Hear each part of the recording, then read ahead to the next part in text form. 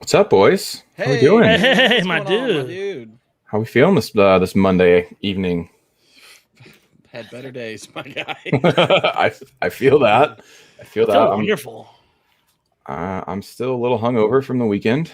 Yeah, That- fucking make that too, my dude. Make it two. So actually, I got a question for you guys that kind Yeah, of let's hear it. relates to the week this last weekend. So I was on a bachelor party this last weekend, right? Like hanging out with lots of friends and like family of friends, right? So it kind of got me thinking, if you could pick one current MLB player or coach to go on a trip with them and their family, who are you picking and why? Ooh, we're just vacating with a player and or coach. Yeah. And the family, so we're like kids will be And there. yep. Well, I mean, you can choose whether or not your kids will be there, but like the rest of their family. So, for example, the reason I said and coach for like Aaron Boone, for example, like Sure. all of the Boones could be there. Ooh. I'm trying to. Uh, I know it. I got mine. Okay. What do you got? Wander Franco. Because I want to meet Which all of one? them and find. I want to meet all of them and find Which out ones? if he's really the youngest or the oldest or what's going on. Yeah. Yeah, Okay. there you go. I'm gonna say the Molinas, dude. Big Ooh, family. You can talk ball with whoever you're talking to. You I don't know, probably a bunch of little kids running around with my kids and yeah, I think that'd be good. Probably really good eats too. Some Puerto Rican Yes. So food. Yeah. Molinas are a solid one. I am glad you picked them because I ended up going elsewhere. I went with Vladdy Jr. because Mhm. one, you get to hang out with fucking Vladdy Daddy, Old right? dad, Sure. yeah. But I also went the same route that you did, Tone, that they're Hispanic. So, and I love me some Hispanic food. So I bet you the cooking there is bomb. Yeah. Yeah, I'm just doing it to find out all the secrets. I want to become part of the family. I want to know what's going on out there. Yeah. That's cool. I can do that.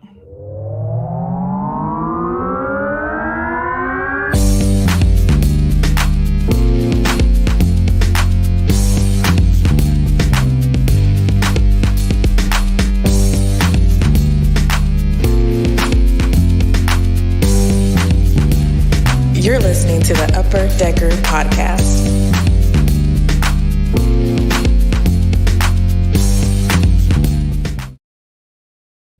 Hello. Welcome back. It's episode 67 of the Upper Decker Podcast. I am your boy Ty, I'm your boy Tone. And I'm your boy, Dan. and the boys are back in town, baby. Here we are, episode 67. I have the very well known Francisco Cordova.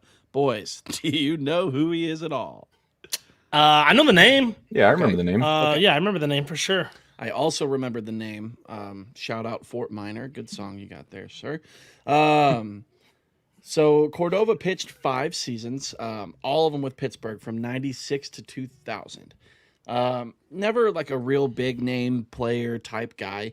He played in 166 games, had a career 3.96. He had an arm injury that forced him out of the bigs after that 2000 season, but he played in the Mexican League until 2011. So he still stuck around in professional ball and, Damn. made a living for himself.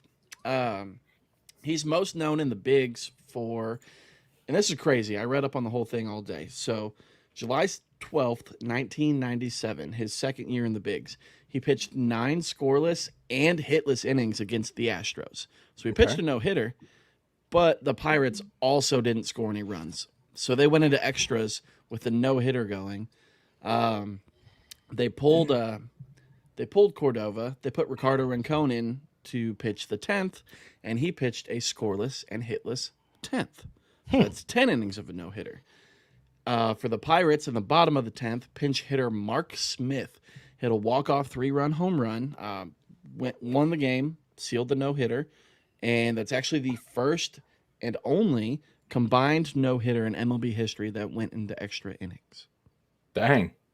It's pretty cool. Yeah. I also heard that Mark Smith had like 30 career home runs. He was a nobody. Yeah, I didn't even look him up because I was like, that's just some guy that played for the Pirates for, a year or 2. Yeah, I right. didn't even bother. That's a hell of a home run to hit right there. Right, no shit. And then, like I know it was the Astros, and this is kind of before they were good and then bad again and then good now. But they did have guys like, Biggio, Bagwell. They had Luis Gonzalez at that time. Brad Ausmus was their catcher. So it's not like a terrible team, No. So good on you, Mr. Francisco Cordova.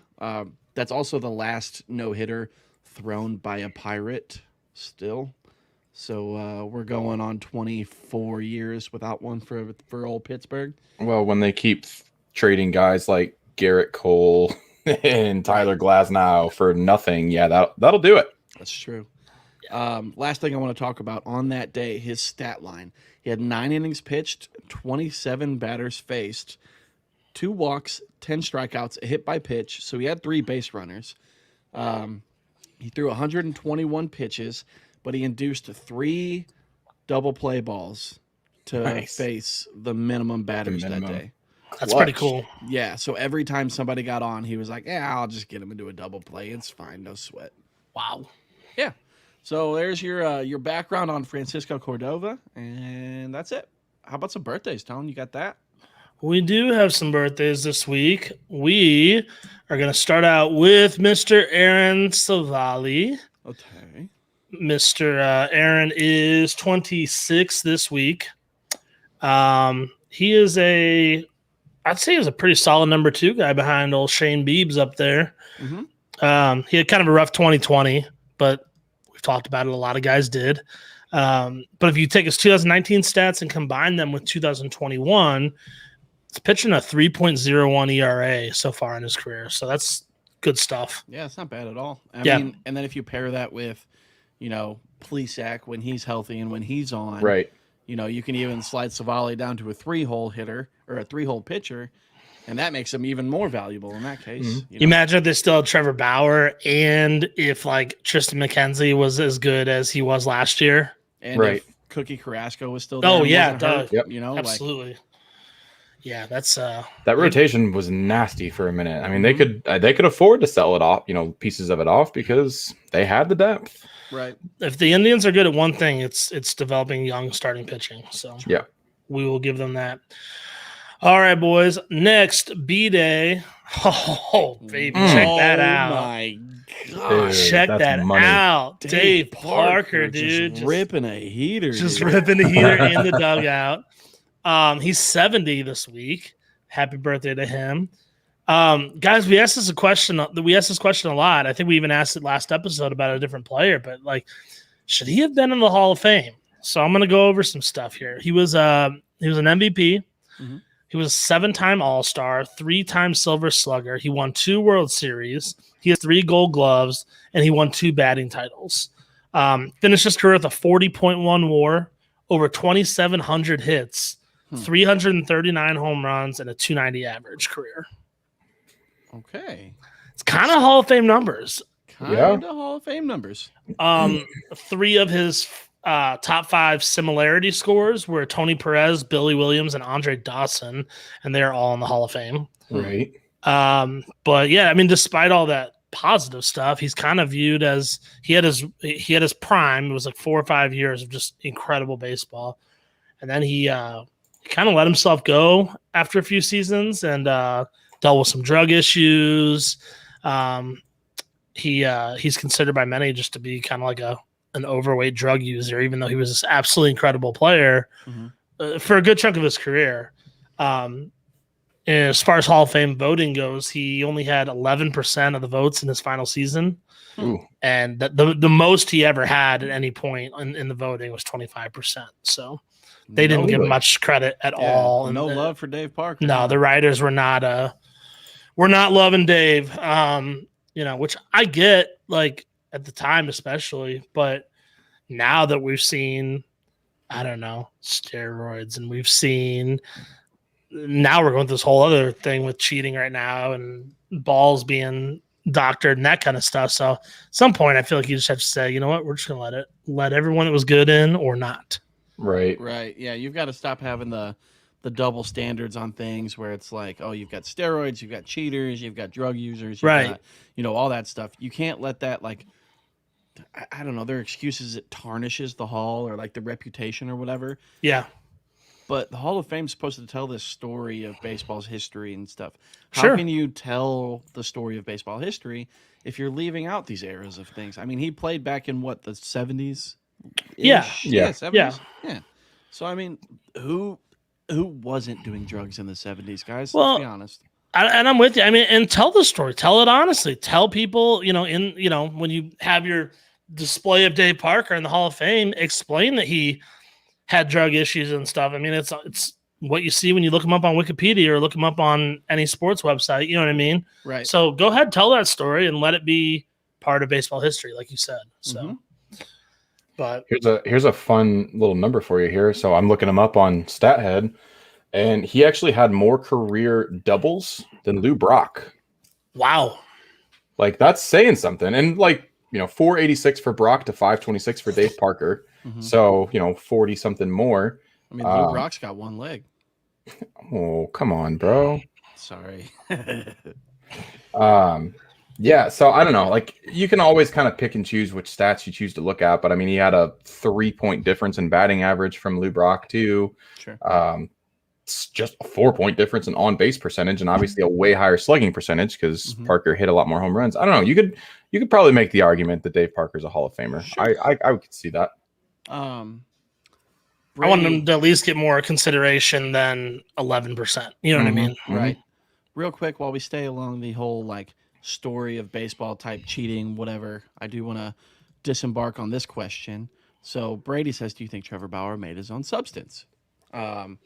What do you guys think? Because we saw him getting lit up yesterday after they MLB announced that there was going to be a 10-game suspension if you're caught using a substance or whatever. Right. And he got lit up. What do you guys think? Is he using it? Is he using something? Anything? So, I mean, we can kind of get into a little mini spoiler alert here. We were definitely going to address this one today, but let's just get it now. were Why we? not? Yeah, that's fine though. Let's That's all right though. Yeah. Yeah, let's get it. I mean, the signs are there. Let's see how he does in his next start. Right. I know that when he was, doing all of his vlog stuff or whatever, he was talking about using pitch grip when they were hitting out in the desert and doing just the live hitter stuff. He was like, here's blah, blah, blah, grip dip. Yeah, it's what the major leaguers use or all the best players and shit. I'm sure he was maybe joking. Right.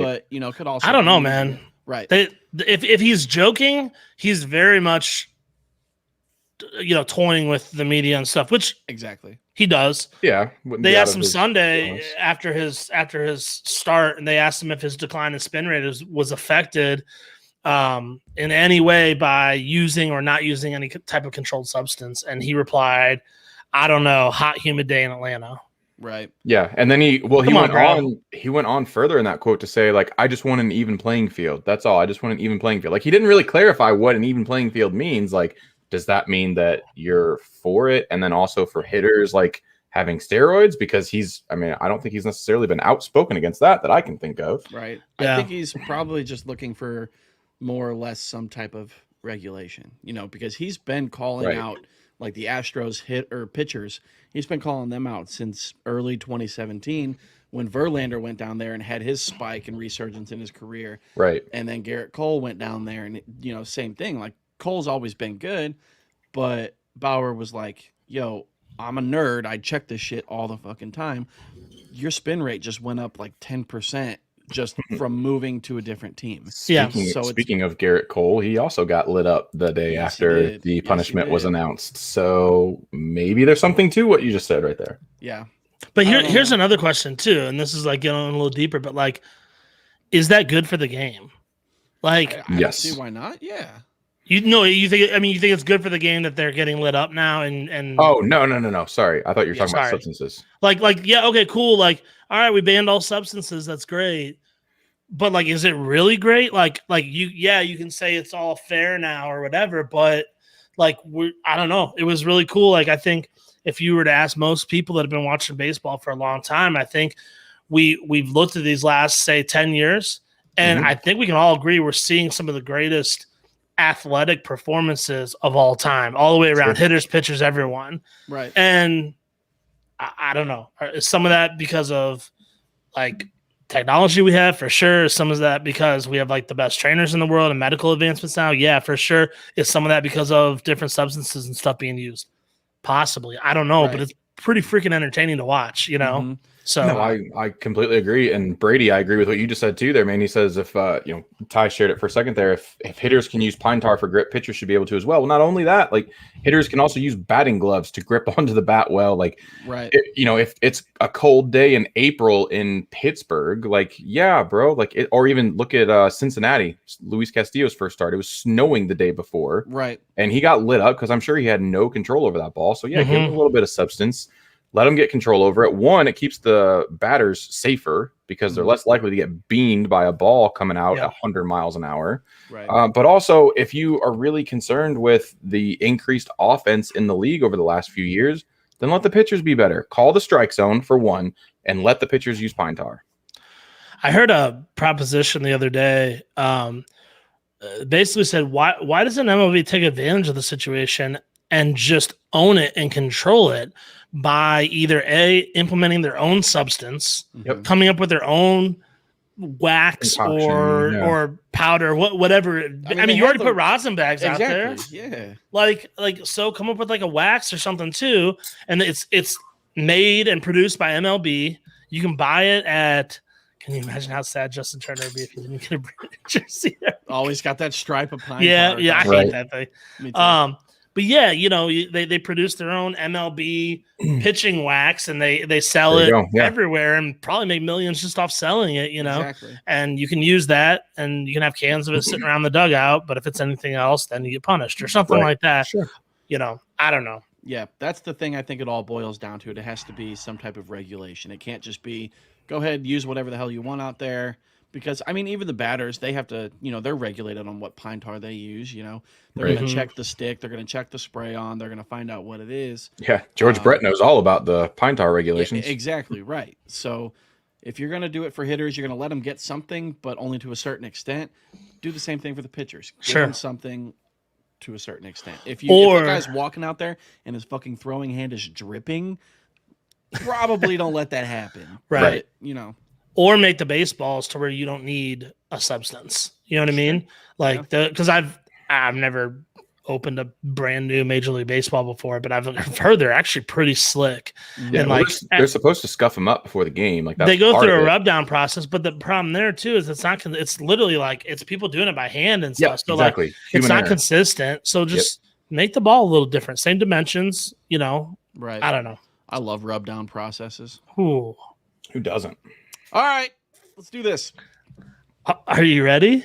It's already here, bro. I have to be. It's Dude Estabrook. Nice. That mustache, it looks like Tyler O'Neill and Raleigh Fingers had a baby. That's exactly, yeah. 100% does. The douchiest mustachioed man I've ever seen. Also, is this our first, pre-Civil War, person that was born before the Civil War?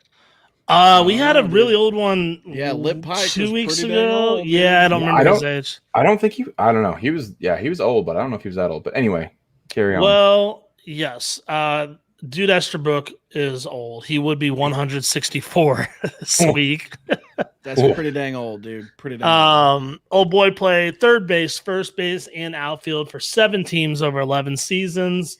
Played for the Buffalo Bisons, Cleveland Blues, New York Metropolitans, New York Giants, Indianapolis Hoosiers, Louisville Colonels, and the Brooklyn Grooms. Jesus. Okay. Why don't we just keep those team names? Those are so much cooler. Right? Yeah. Yep. Who gives a shit about the Astros or the Mariners or whatever, dude? I want I'm with you. Some fucking crazy stuff. Just keep the Hoosiers out here. The Colonels. Colonels. Yes. He was a pretty average hitter. He batted 261 with a 618 OPS, over 2,800 at bats. Died in 1901 at age 43. Just a young buck. Yeah. But it was because he jumped from a train that was transporting him to a mental hospital. Oh, okay. So the diagnosis was probably spot on then. Right. Yeah. Yeah, that's rough, dude. That's a rough way to go out. All right, you ready for Tony Tone's Don't Name of the Day to come full circle? Let's do it. In 1889, he was named the manager, or basically captain, as it was known then, for the Louisville Colonels. Mhm. But 10 games in, they had only won 2 games. So the owner fired him and replaced him with dun, dun, dun, Chicken Wolf. So sick. Nice. Chicken Wolf right there in that red jersey, laying down all smooth. Yeah, boy. Yeah.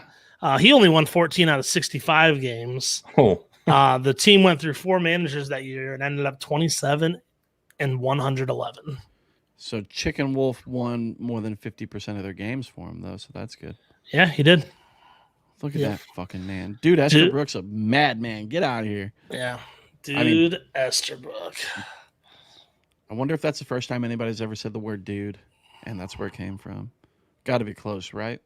Got to be close. Got to be close. around that time, a dude was something cowboy related. I just don't remember exactly what it is. It's like someone who's all like dressed up in weird clothes, maybe. Well, if that's the case, then yeah, that's old dude. Look at him. Yeah. Weird ass clothes. Anyways, that is your birthdays and your Tony Tone's dope name of the day. This will never get old. This is the best graphic, dude. It's my favorite thing we do on this entire show. Never get old. Yep. Love it. Well, happy birthday to y'all fellers. The ones still kicking it. But before we get into Wheelhouse, boys, let's talk about this real quick. If you are here and you're watching, or if you're listening in a couple days, head on over to anchor.fm/upperdeckerpod/support. You can donate $1, $5, $10 a month. All of it goes right back into the show. Gets fancy microphones. Lets me buy this $10 little backdrop, where you can see my window right through it. No big deal. Yeah, boy. Everything. I mean, we're doing that slow pitch softball tournament, so that money helped sponsor that. It's just a great way to help out the show, and it goes right back into it. We don't ever use it for anything of our own personal use, really. So we appreciate you guys. It helps the show get better, and we'll just try and keep doing that for you, huh? Heck yeah. Good with it. All right, so back into Wheelhouse now. We're going to talk who's hot right off the bat. I'm going to start it off because I'm wearing the hat. The Milwaukee Brewers, boys, they are looking good up there, dude. They've got a 4-game win streak. They swept the Diamondbacks in 4, and they've won 9 out of the last 10. So they are looking, doing the dang thing. Freddie Peralta, having a great season, boys. Is that crazy? Kind of out of nowhere. Their starting rotation is just stupid. Their staff is nasty this year. And I know we've talked about it on the show before, but imagine if they just had the offense that they've had for the last 4-ish years. Right. With this rotation, they'd be unstoppable right now. They're going to be big players at the trade deadline for a first baseman or a third baseman. Or both. They've got to find somebody. I mean, a Kyle Seager type. You've been talking about him for a while. Can I read something to you real quick? Absolutely. I pulled up yesterday. I was looking at the leaderboards for all different stat categories. My goodness, man. So Brandon Woodruff is leading. This is all of baseball, leading in WAR for pitchers. Okay. Corbin Burns is leading in WHIP. Freddie Peralta is leading in hits per 9. Corbin is leading in strikeouts per 9. What else? Corbin's leading in strikeout to walk ratio. Corbin is leading in FIP. And Brandon Woodruff is leading in all of the following categories: base out, run saved, win probability added, situational win saved, championship WPA, base out wins. I mean, just everything, dude. It's insane how good they are right now. None of them will win the Cy Young because Jacob deGrom has just been that much. It's just that stupid. Yeah. Super. But, I mean, I'd always take a deGrom, but oh, for sure. If you're putting a whole staff together, I mean, I might take a at least this year, a Burns, Woodruff, and Freddie Peralta over deGrom, and then a drop off. Right. No, I would agree completely. And I gotta throw a quick shout out here really fast, and then you can dive back into it. Do your thing. So my boy Lucas Jones, I told you earlier. Hopefully you're listening now because I told you to. Yeah. He's a big Cubs fan. He asked me who I thought was going to win the NL Central. I told him to listen later. He'll find out. because I said it's probably not going to be either one of our teams because I was wearing my Cardinals hat, and I said the sleeping Milwaukee Brewers are about to wake up, and they are about to take the NL Central by storm. Your boy made that call fucking 2 months ago. Guys, get with it. We'll see. Get with the game. Back to Freddie Peralta. So I believe it was Friday, potentially Saturday. I don't remember because I was out of town. One of the days. He fell 5 outs short of a no-no. So he had 1 out in the 8th, and Nick Ahmed came up and hit a single, 1 out little single, which ended up pushing Peralta off the mound. He had 109 pitches, so his outing was probably pretty close to done anyways. You know, you do the get through 7, maybe 8, let him hit that 8th inning, and then you've got Hader or Williams, who, you know, Williams has been finally starting to remember how to pitch.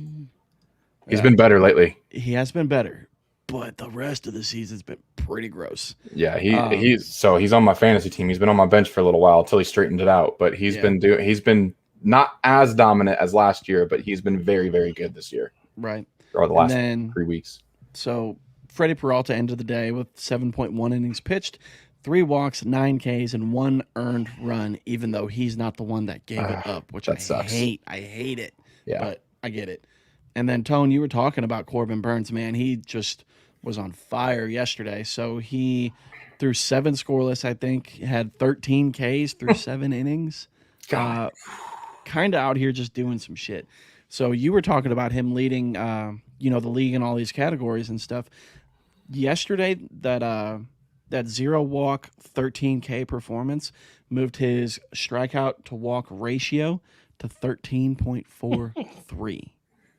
That's stupid. So it brought it down. 13 Ks to no walks. Right. Yeah. Well, no, it's still the ratio. Averaged out over 9 innings or what? It's the ratio. It's strikeouts per. Well, it would keep going up with every strikeout. Yeah, just God. He's been so good this year. Stupid good. Yep. Yeah, good thing I told everybody to draft him in fantasy, and then I didn't get him in the the one league. I was helping our buddy out drafting next to us, Tone, old Scott, sitting next to us. He goes, "Is this guy any good?" And I'm like, yeah, he is. And then he took him, and here we are. Here we are. Unreal. Who wants to talk about the Cincinnati Reds? I will talk about the Cincinnati Reds because they're equally scaring me and my St. Louis Cardinals. They are on a 4-game win streak. They just swept the Cardinals. Jesse Winker, dude, fuck that guy. It doesn't even look fluky or anything. Winker? I barely know her. Yeah, I don't think it's a fluke whatsoever. I think Jesse Winker is a legit baseball player. Yeah. His second 3-home run game of the season against the Cardinals on Sunday. Yep. Stupid. That's 6 home runs in 2 games. That's insane. Right, against one team. Yeah. I mean, that's what Adam Duvall was doing last year, and here we are now with the old Winker, because Duvall's not doing anything this year is what I'm saying. Right. So, fucking hopefully old Winker can just keep it up, man. I like seeing him do that stuff out there. I love it. Dan, who else is hot, buddy? Well, our boy, friend of the show, Ryan Mountcastle, one of Ty's boys. He's since May 31st, so in the last week here, 11 for 24. This slash line is stupid. Just crazy. 458, 480 on base, 1,083 slugging, and a 1,563 OPS because he's got 4 home runs, 3 doubles, 10 RBIs, and 7 runs. So he's not even walking. Right. He's right. 458 average to 480 on base. Like, no, he's not. He's just literally just hitting the shit out of the ball. Speaking of hitting the shit out of the ball, the Orioles beat the Indians by a little bit yesterday, 18-5. If you guys saw that one, they put up a pretty dirty number there against the Indians. So we mentioned last week on our Who's Not Hot segment, the Orioles were there with like a 12 or a 13 game lose streak. Well, it ended up going to 14 games, and since then they're actually 4-2. So not saying watch out in the AL East or anything, but they're at least finally playing some exciting baseball again. So. Right. I mean, they started out the season real hot. Yeah. And I loved watching that. You always like to see these just weird, obscure teams coming in and crushing it. Yes. So the Orioles did it a little bit. Then they went on their terrible skid. And now they're fun to watch again. I like watching that team a lot. I know, we'll talk about it a little bit later, but John Means just went down, so that makes it a little less Hurts. interesting. But Yeah. still, I mean, the Matt Harvey comeback story, Mhm. everybody on that team. I Trey love watching. Mancini, obviously, we've mentioned him 9 million times, but Right. deservedly so. We'll mention him 9 million more, I'm sure. Mm-hmm. Do you think the lack of veterans is maybe why they have such a hard time pulling out of slumps? Potentially. I mean, I Yeah, think that's maybe. kind of why they go for a lot of those like 1 year ex big name guys to try Yeah. and kind of like keep that stuff rolling. Freddie Galvis, he's having a hell of a year out there right now, I actually. told you, Mm-hmm. you boys. God. Who was the other guy they signed that I was super hype about that I can't remember now? Franco? Michael Franco. Yeah. Mm. Probably not doing so hot because I couldn't even remember his name, so probably hasn't done shit, huh?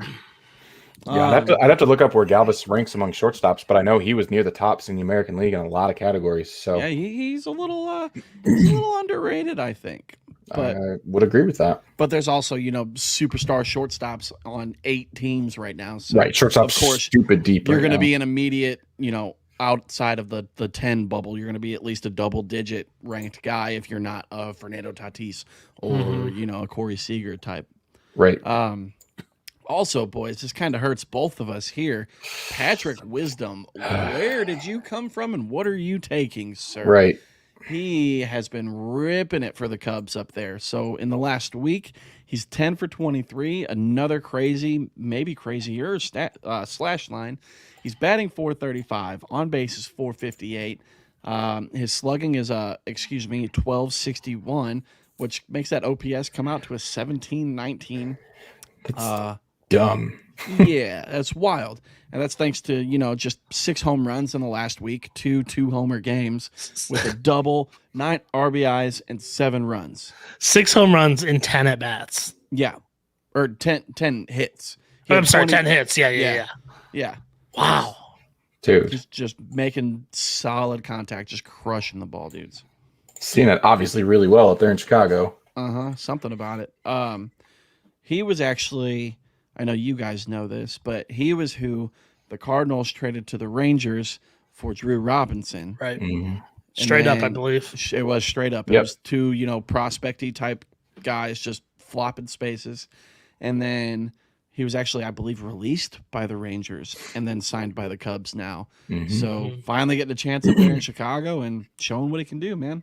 Yeah. Good for him, dude. Yeah, then, agreed. Not to mention, we haven't talked about the Cubs enough, I don't think. They're leading the NL Central right now. They're tied. Them and the first. Brewers, yeah. But man, I tell you, they're a fun team to watch too. If you get a guy like Jock Peterson really starting to heat up, a mainstay in your lineup, to kind of replace a little Kyle Schwarber action or whatever, that's a pretty solid team. And Javi Baez is doing great too. So you like seeing that. Well, I do at least. I don't know about y'all. So I'm going to go back to Freddie Galvis for just a second because I had to look this up. Yeah, sure. So Freddie Galvis's OPS plus on the year so far is 115, which is tied with Tim Anderson. And it's ahead of names like Bo Bichette, Javi Baez, who you just mentioned, Gleyber Torres, and Drelton Simmons. Here's a big one, Trevor Story. Yeah, look at there. He's having a hell of a year out there, man. I love seeing it. Trevor's just trying to get traded. Yeah, he's like, I'm just going to suck so bad they have to trade me. All righty. Let's move on here to who's not hot. So, who's not, boys? The New York Yankees, still not hot. No. And, God, I think America just loves to see it. We talk about, here on the show, we talk about the Yankees and how, Dan, I think you said they're like your second favorite team almost or something. Yeah, they're my favorite American League team. Okay. Yeah. I mean, I don't have a single problem with the Yankees, but when they're doing bad, I'm into it, dude. I don't know why. I just love seeing it because I just know so many people out there are miserable. Like, what are we doing? We spent so much money on this team, Yeah. and we still can't do it. I love it. But they were swept by the Red Sox at Yankee Stadium this weekend. That's the first time that's happened since June 2011. That was during that retool phase too for the Yankees after Yeah. they won that series in 09. Right. I'm not great at math, but I think that was a decade ago. That was 10 years ago. It is. The Red Sox are good again, boys, just so you know. Here we go. The Yankees are ranked 27th in runs after ranking in the top 4 in each of the last 4 seasons. And I mean, it's not like their teams Different. changed. You know, they've Right. got the same fucking lineup, all of Right. them. So they're all just super underperforming. And I mean, again, you love to see it, man. You love So to see it. who wakes up first, or what's the key to get the Yankees to wake up then? Dude, I don't know. Judge. Yeah, Judge for sure. But like I was telling Tone about this the other day, they activated Giancarlo Stanton from the IL a week ago, maybe, and he's been doing nothing but pinch hit, and he hasn't gotten any hits really at all throughout the whole thing. He's been like 0 for 1, 0 for 2, 0 for 1, 0 for 1, 0 for 2. He didn't even start like 3 of the games this past week. Right. So he's nursing something, and I think that they've got to get him back on track and get him healthy because, I mean, no more than 3 weeks ago, he was crushing the ball. You know, he went on a fucking tear, had a 12-game hit streak, was just gripping and ripping home runs left and right. So, all right, I'm going to throw something out there. And I know we're going to do like actual trade deadline stuff later. Sure. But the Yankees in particular, I mean, the whole team has been underperforming, but in particular, they need outfield help. Correct.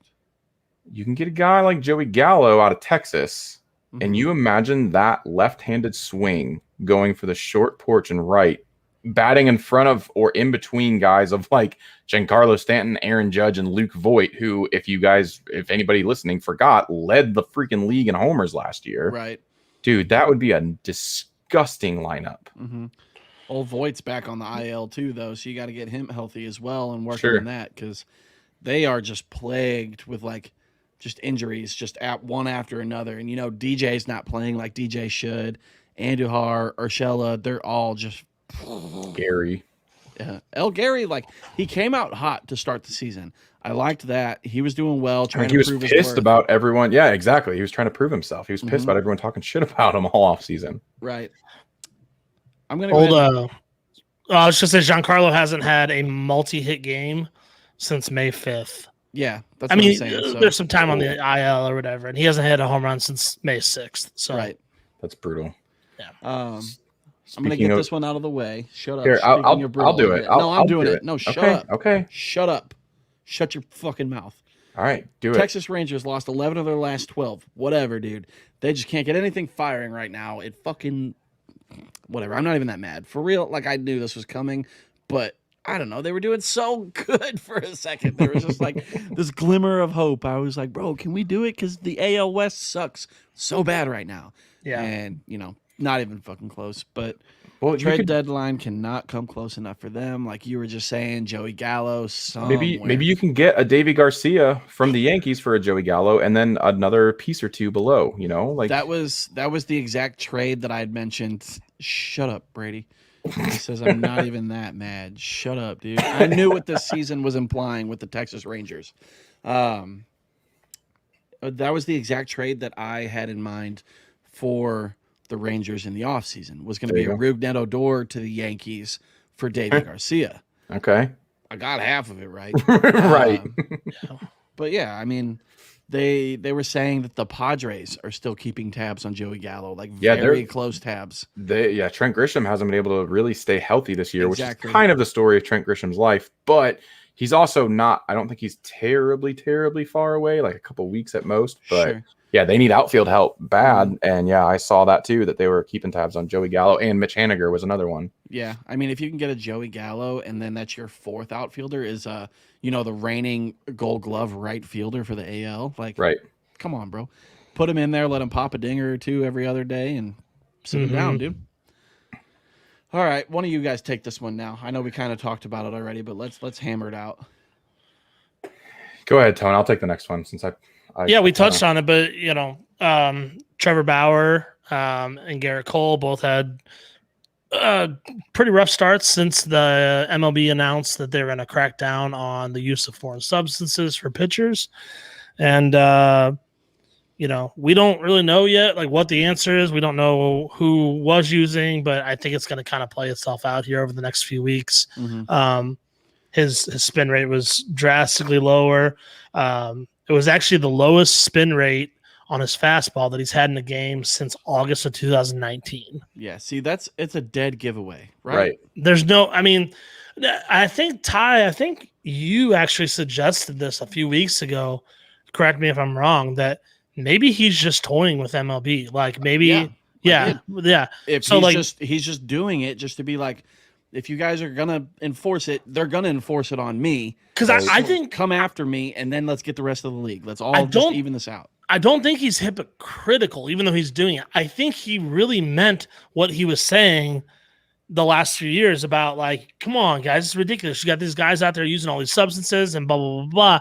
Right. And like you said, MLB's not doing shit about it. So I think he finally just said, all right, well, I'm going to do it too then. And win a Cy Young or whatever, like. Dude, right. I wouldn't even go to say that, like, he did it last year, like, I mean, he might have. Who the fuck knows at this point? But, this year they're really looking into him, especially after the Cy Young stuff. So that they're keeping an eye on him with how much he speaks out.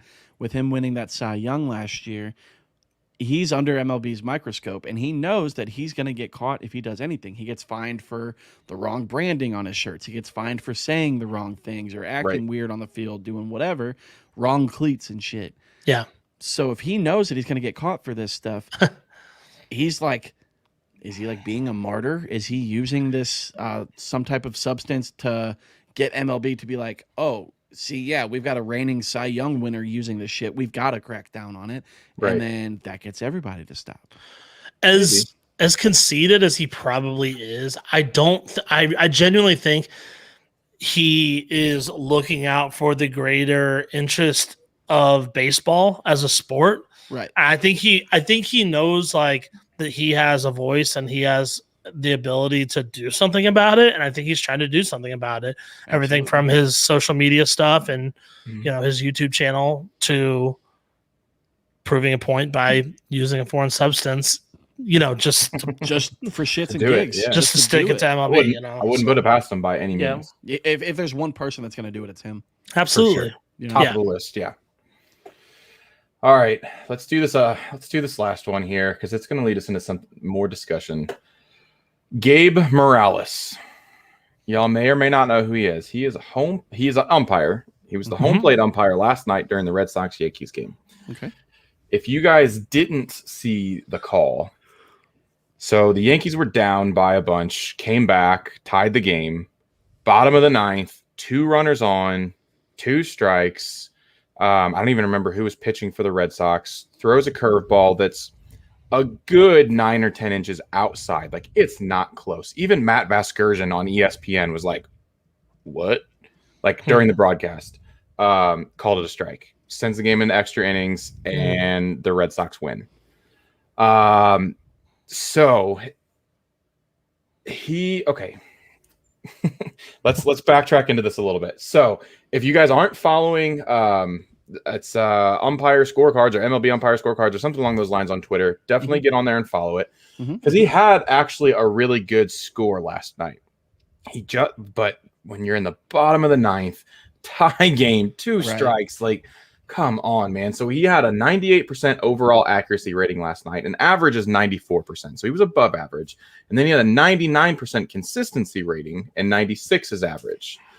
But the calls that were wrong were in the favor of the Red Sox to the tune of almost an entire run. And when it's a 1-run game, like, that's rough. So, dude, can we just get some robot umpires behind home plate now, please? Yes. Please, just call the strike zone. I don't give a shit about the human element. Like, no, call the strike zone. This is the strike zone. If it's inside of this, it is a strike. I have an idea. How about let's make it like a viewing experience too? And we say robot umpires. We're talking about just a computer system that does it and it tracks it on the TV. Let's get actual robots out there on the field, like outside 3-1 count. Just hit up old Elon what I mean? Musk. Just hit up Elon and be like, hey, I know you're trying to get to Mars, but like cool your fucking jets for a second, literally, and get out here and make us baseball umpire robots. That hit the elbow, take your base. Fucking retinal scanners to scan the elbow to make sure that there's like a heat. There's a little bruise there. Yeah. So let's have some fun with it, right? No, I hate it. It's stupid. So real talk though, like even the umpire. Okay, so here we go. I'm about to address that right now. Green and a red buzzer. No. Stop it. Hold Get the on. Let me fuck answer outta the here. question. So, Brady, to answer your question, how would robot umps call people safe or out? The MLB, the umpires union is on board with this because you would still have to have a home plate umpire to call those things, to call hit by pitches, plays at the plate. You You'd have still to have have an 4 actual person there. umpires. So, yes, exactly. So the umpires association is like, yeah, cool. Fuck it. Let's do it. I have no problem because we're not losing any jobs. So whatever. So let's just do it. Even the umpires are on board with it. I'm ignoring that last one. Trevor Bauer is gonna hack him, bro. Right. With his drone. He'd be the one to do it. I know. I get it. We're just beating a dead horse here with the umpires and the calls, and we need robots and shit. I'm not for it, and I don't think you're gonna get me for it. I know it's inevitable at some point. I know it's gonna happen. So fucking do it. Whatever. Same thing as like the universal DH. Right. Just do it. I don't want it to happen. I like this shit. Like, what would we be talking about right now if the fucking robot made the right call last night? Who's gonna fucking care? That's never gonna be. Wow, a how Talk about good the of a Yankees comeback it finally, was. snapping out of it and not losing, not getting But I swept by don't the Red want Sox. them to. I want them to get swept by the Red Sox. Well, Like, when who- it's your team, I mean, who cares? It's just the game. That's part of it. Back to so being wrong part of the time is part of the Yes. Right. game. No, that's It stupid. shouldn't It be, has though. been. That's for fucking 150 stupid. years. yeah, but I think we've tried to get better in every other sense. I think overall umpires probably have gotten better as much as we give them trouble for. And then athletes have gotten better. Like we're trying to improve the game in every facet possible. Mhm. Right. I don't get why that one we're just like no, we're okay with imperfection there. Because Right. there's nothing better than controversy. It sparks talks. Everybody's talking about everything, dude. It's like, I don't know. How would we have a show where we just talk shit on Joe West and fucking Angel Hernandez? Like, we wouldn't. That wouldn't even be a thing anymore. And Dude. I thoroughly enjoy that personally. Maybe Joe it's West- a selfish thing. Joe West and Angel Hernandez being out of the game would be the best thing for the fucking game of baseball right now. No, dude. I like watching Joey's old Joey. I got to come up with a nickname for that boy. Joey Chins? Just Joey Bags, really. Joey- Like, he just yeah, got them bags yeah. hanging for real. Joey Bags just like falling all over Rajai Davis and shit. Like, he's 90 years old. What are you doing on the field? But also, I don't know. I like it. It's my thing. Yeah, but then we could talk more shit on other people and certain players who are no longer in the game because they weren't good enough to make it on a bad Joey next to make it on a bad Pittsburgh team. Right. I don't So know. think about Yeah, that. I guess, guys. I don't know. I know it's inevitable, so I'm not on board with it, but I know You're it's- accepting. Yeah, I'm very Yeah. accepting. I know That's it's gonna fair. happen. So. That's all I can ask of you, my son. Whatever. I don't care, guys. All right. Well, before we get into the injuries, the very last who's not hot. Speaking of bad Pirates, this got moved. I think it's in the wrong spot here, but old Will Craig of the infamous home plate to first base rundown Mhm. was DFA'd by the Pirates. Yeah. So, hey, good news to Todd Frazier. You're now so bad that you couldn't even replace the dude who got DFA'd. So, congratulations. Real quick on the umpire thing. Did you guys see the college umpire that the baseball landed in a shirt pocket? Yes. I didn't see the video, but yes, I saw Yeah, something it's about crazy, it. man. That's Fa- then yeah. a run scored out of it too, didn't it? I think so. Yeah, it was foul tip straight back. Catcher went like this, went right over the catcher's glove, and just hit the umpire and went whoop right in his shirt pocket. That's wild. It was crazy. And everybody was like, "Where is it?" The umpire was like, "I don't fucking know." Yeah, he's And like then looking around like feels it jiggling, whereas Right, something what? shouldn't be jiggling no more. Why's my titty feel a little bigger than normal? right. All right, Okay. boys. Injuries. Yep, do it. Tone, take it away. You do it. I like your voice better. All right. Evan Longoria. This probably wouldn't even be that notable last year, the year before that, or the year before that, but he's been hitting the crap out of the ball this year, and he is out 4 to 6 weeks with a shoulder sprain. Yeah, that's bad news, especially for a Giants team that's doing very well. Yes. You're Kind of holding their own out there in the NL West. You're Right. missing missing a viable piece to that lineup right now. So Yeah, that absolutely. sucks for an extended And just period of time. experience and all that. So they're already, Brandon Belt is already on the IL too to top it off. So like now both of your starting corner infielders are on the IL for a while. But Tone likes when Brandon Belt's on the IL. it's true, I do. Yep. I do not, because I need him to do well in fantasy. He shouldn't be on your fantasy team. There's got to be 15 other better. There weren't, though. man. He was Not on awesome. Not on your fantasy team, but maybe in your fantasy dream. Oh. John Means is going to be reassessed in 7 to 10 days. He's got a shoulder sprain. Looks like there's no structural damage on the MRI.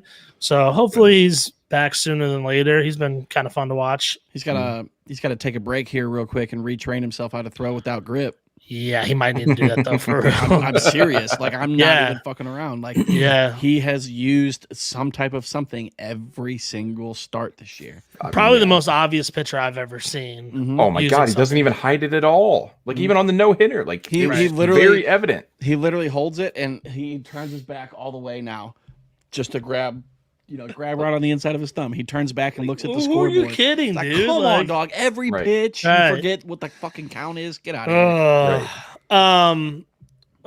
John Gray. Dude, he was doing so good this year. Yeah, forearm tightness, elbow soreness, no structural damage is good. That is very good. I don't have a timetable. Do we know a timetable off the top of your head? No, they said he'll probably hit the IL, but they said not an extended period of time. But, even when you say that and there's no structural damage now, I mean, it's, forearm tightness, elbow soreness. That's never a good move when you're a pitcher. So we got to kind of keep our fingers crossed there for Mr. Gray. When you play for a dog shit team like that, they're going to be more cautious because you're one of their potential trade chips. Right. So, I mean, that's good in the long run, right, for his health, but we might not see as much of him. Then they're not going to rush him back, is what I'm saying. So I'm looking at the update from yesterday, and he's going to travel with the team on the road this week. That's good. To Miami and Cincinnati. So there's a chance he's probably going to only miss 2 starts. Right. So they didn't even mention anything about an IL stint yet, but he's going to keep being. Well, he's on the IL. They put him on the IL 2 days ago. Oh, did they? Okay. Yeah, I missed it then. Yeah, but it's still, it's 2 starts max on a 10-day IL. So right. Gotcha. Next up, Eliezer Hernandez. I love this guy, and I'm so sad. Mm-hmm. You've been talking about him a bunch. He was activated for 1 start, immediately returned to the IL, the 60-day IL, so he's not coming back anytime soon. No. Right quad strain. Mr. Mattingly said it was pretty serious. So they initially put him on the 10-day, like right after the game. Literally, like pulled him, checked him, IL. Mm-hmm. And then the following day, they put Cody Petit, who just made his debut, put him on the IL as well, but they had to transfer Eliezer to the 60-day to have room for Cody Petit on the 10-day. Sounds like my fantasy squad, man. Holy cow. Right. So, dude, I love watching Eliezer Hernandez pitch. He's a strikeout machine. Tall, lanky, like Tristan McKenzie type, but, good. They're another one that's had pretty good starting rotation. They've got Trevor Rogers down there, he's got to be leading the NL Rookie of the Year conversation. We kind of talked about him a little bit last week too. I don't think we mentioned him by name. I think we just mentioned him, but they have Sorry, go ahead. No, I was just saying. I know they've also had brutal injuries with, Sixto, who I think was injured and then sent down, and they just haven't called him back up. Is that? I don't think he's even made it to the majors this year. I don't think. Yeah, so it's a little bit weird. Sandy Alcantara's had a good year, but yeah, and especially as a young righty like Eliezer is with that right quad strain, you're pushing off of everything with that leg. You're supplying all of your power with that, and for a power pitcher, a power strikeout guy, that's not good news. So they were saying at the earliest it'll be late August, but they wouldn't be surprised if he just misses the rest of the season. Yeah, and most right-handed pitchers actually need their right quads, unless your name is Bruce-Dahl Gratterall. Then you just need your back and your Then you shoulder. just sit in a fucking chair. You just sit in a fucking chair and just whip them. All right, fellers, how we feel about talking about our boys from last week? Our boys. Better than normal. Boys. Yeah. You looking pretty good this week, Dan, you think? Well, I mean, he actually had hits, so I mean that's That is that's an cruising improvement. me in the right direction. That is an improvement. Right. So I'll go ahead. I'll start first. So Dan, you had Willie Adames. Tone, you had Tommy Edman, and I had James Caprillion for the Oakland A's. Go ahead, put the stat up. Tone, do it. God, Mr. Caprillion, you did not fare me well this week, sir. Great jawline, though. God, such a good could be jawline, right? Batman for sure. Mm-hmm. I'm definitely drafting him in a handsome man league. Like, Oh, yeah. Yeah. you know, he's making the starting rotation for sure. He pitched in 2 games. He was 0-2. Great. 8.2 innings pitched combined, so not awesome. Gave up 10 hits, 6 earned runs. He only struck out 9. He walked 6, and that all combines for a 6.23 ERA. So not much from Mr. Caprillion after those fairly impressive first, 2-3 starts. Kind of shit the bed on these last 2. Yep. Less than stellar. All right. I had Tommy Edman. He was mediocre, I'd say. Mhm. Mediocre at best this last week. He played in 7 games, went 8 for 33, slash line of 242, 242. So he did not walk at all. 364 slug and a 606 OPS. No bombs, 4 doubles, 3 RBIs. I'm good with that. 5 runs. I'm good with that. Again, no walks and 8 strikeouts. So just kind of meh. And that was kind of the overall vibe for all of our guys this week. I think this was the closest we've ever had to finalists. Like something that like Tommy Edman led in, Willie was bad at, but Willie led the other things, and then Tommy was bad at those. So what was our verdict, Ty? we went with a split on this one. You guys, I think a split's deserving, yeah. Because I mean, Adames, so he played in 6 games, right? Went 4 for 22, so he got significantly less at bats, but he did a little bit more damage in him, right? So 182 average to Tommy's 242, but he had a 250 on base because he had 2 walks. 455 slugging because he did hit 2 dingers last week, and a 705 OPS. So I'll take that to go with the 4 RBIs, no doubles, which kind of sucks.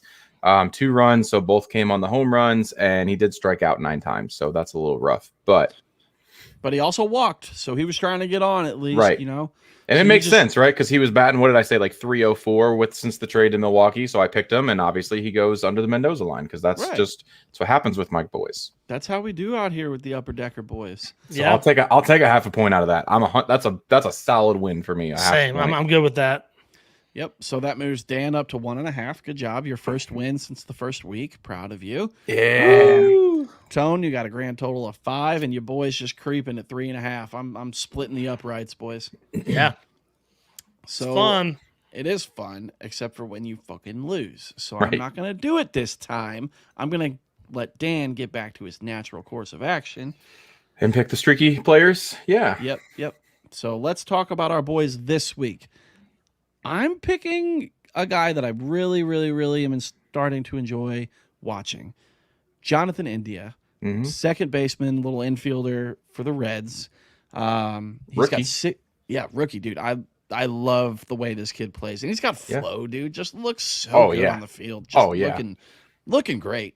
He's got 6 at home this week, which is big. I know he's got 3 versus Milwaukee, which we were just talking about those pitchers, but we're past the Corbin Burns, Freddie Peralta, Brandon Woodruff rotation. So they're gonna catch Woodruff, the third game, but hopefully he can do some damage these first 2.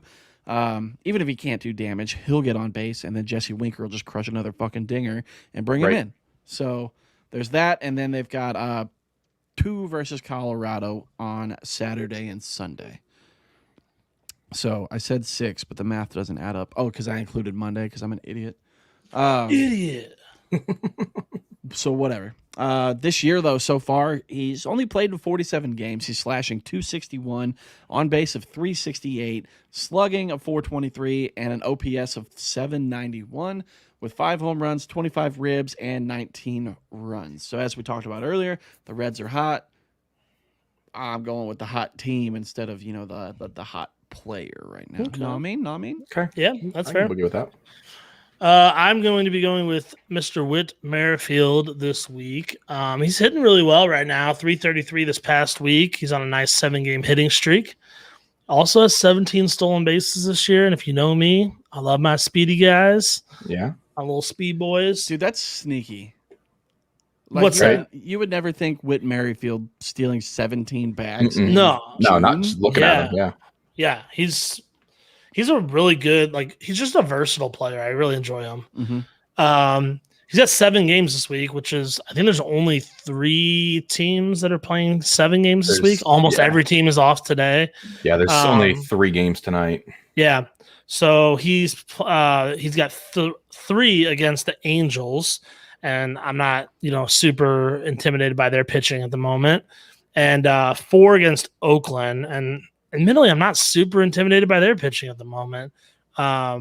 So yeah, hopefully he can, for my sake, do a little damage this week and continue his hitting streak. So sure. Well, speaking of the Angels and frustratingly streaky hitters, I'm going with Justin Upton this week. So he is like the definition of a streaky hitter, right? Like he's so frustrating to watch because he'll do so great and then he'll be just terrible for a month and then great and terrible.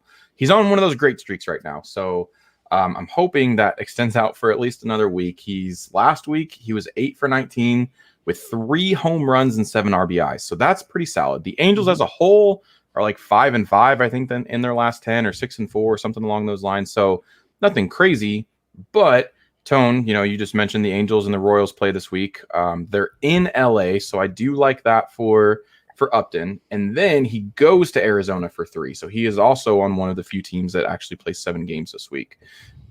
So I'm pretty excited about Brock Lesnar just crushing some fucking dingers in LA and then going to Arizona and doing the same thing. Oh, good. This is beautiful. I love doing this so much. Oh, this is almost as good as the birthday scene. Yeah. It's right good. there. Yeah, and if you're listening to this and not watching it live, like you're missing out. You need to watch us live one week, and you can see what we're talking about because this is a glorious. It doesn't have to be live. I mean, you can just go back and watch. Yeah, it. go out and watch it on YouTube, whatever. Yeah, just watch it because it's awesome. I mean, we have Jonathan India's head cropped onto Ric Flair, so that's kind of pretty fucking tight. We've really upped our graphic game here on the Upper Decker podcast, so we appreciate our. Yeah, we're using Microsoft Paint, and we're killing the game right. with Yes. So speaking of monthly contribution, yeah, let's go ahead and wrap this show up, boys. Let's tell them where they can do that. I want to thank you guys for listening. Appreciate y'all tuning in. Brady Swift, I know that you watched the entire show live and hung out with us. Thank you, sir. Appreciate that. Thank you, sir. Man. Real MVP.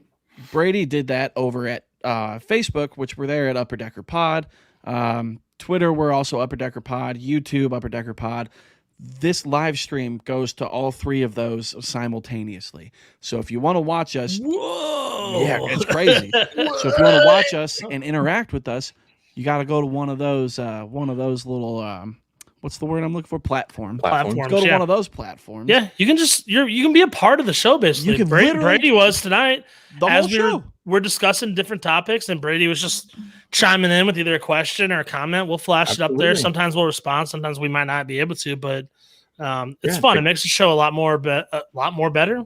Yeah. Dakota's done it in the past, and we've had others as well. Kevin Rogers, you've been on here too, so do it. Brady, okay, well, here we are. God done. bless. We're doing Sold. it. That's easy, bro. So easy. I will make the shirt. Brady says he'll donate $50 if I wear a Rangers Sucks shirt next Monday. I will wear it every day for a week for $50. Yeah. He wears the same shirt every day for a week normally anyways. So. Right. Why not, dude? Fuck it. Right. Tone, how can they listen to us, though? That's the real thing. Yeah, if you want to listen to us, go to find us Upper Decker Podcast on Spotify, Apple Podcasts, Google Podcasts, tons of other platforms. If you go to our Anchor page at anchor.fm/Upper Decker Pod, You can find links to all the various platforms that you can go and listen to us on. If you are visiting any of those platforms, please leave us a rating or a review, whatever that specific platform allows for. If you can give us 5 stars, do that. If you can give us a review just saying we're the best podcast ever, do that. But all of that will help us just get our name out there. So we thank you. And if you want to help us out in another way, Dan will tell us how to do that. Yeah, so one, you can jump onto the live stream and make Ty do stuff for money, because I'll that's literally obviously do anything for money. an effective way to do it. We've talked about it before. How many times do I have to do that? I'll literally do anything for money. Oh, fact. There's a couple other ways too. You can sign up to be a monthly contributor if you head on over to anchor.fm/upperdeckerpod/support, which is on the screen right now. You can sign up to be a monthly contributor for 99 cents a month, $4.99 a month, or $9.99 a month. If you prefer to give us a one-time donation instead for something like making Ty do something stupid, you can reach out to us on the live stream on any of the socials that Tone mentioned. You can hit us up in our email. It's upperdeckerpod2020@gmail. Or you can go to our PayPal, which is just paypal.me/upperdeckerpod, and you can shoot us some money. Leave us a little note. Let us know what you want us to do or say.